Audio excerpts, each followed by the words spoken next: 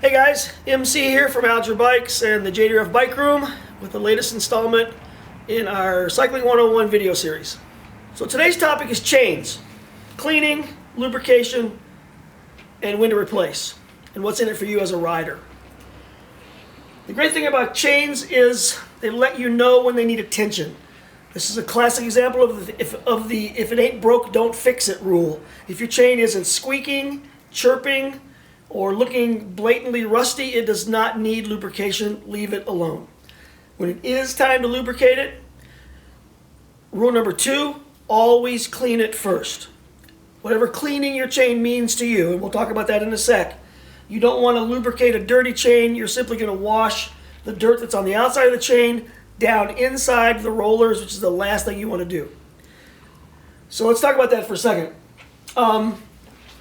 Cleaning your chain can be as simple as taking a dry rag to it and pedaling backwards. This is the bare minimum. This will scrape off the outside gunk and build up,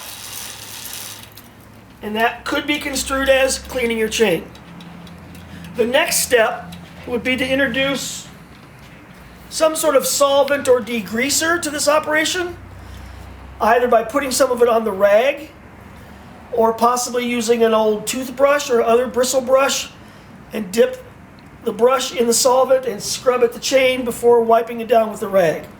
The third way to clean your chain, and our preferred method both at the shop and in the bike room, is with something like Park's chain cleaning device here, which effectively is a car wash for your chain.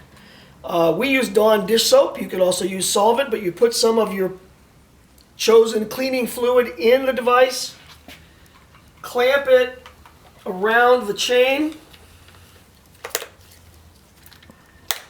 and pedal backwards. This will slosh some of that solvent out. Don't do it in the living room.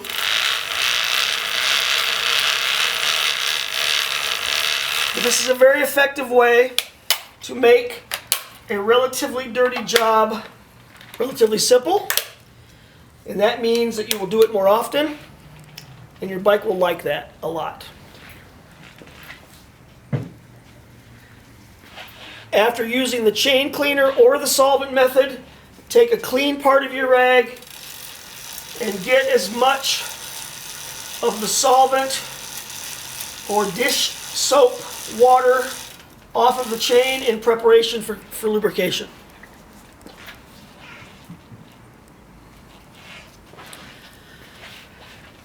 The other rule is to use a good quality chain lube and use it extremely sparingly. I don't particularly have a horse in this race as far as a favorite chain lube. One thing is you don't want to mix and match.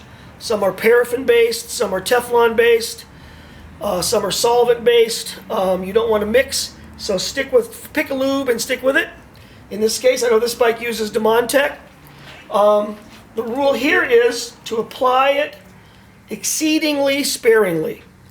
We are talking about 1 drop per link.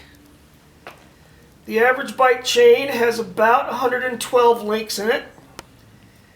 This will take a moment. Think of it as a time to commune with your bike. Fight the temptation to run out of patience and just squirt lube as you pedal furiously. That will certainly get the job done, but you'll be wasting chain lube and you'll get it all over everything else.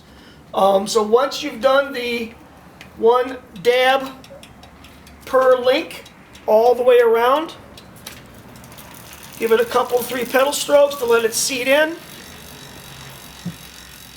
Take again a clean corner of your rag and wipe off the excess. A properly lubed chain does not have to be filthy to the touch. You want the lube down inside on the rollers, not necessarily outside making the chain sticky, so that every patch of sand that you ride through on the bike path has a chance to stick to your chain. That's all there is to it.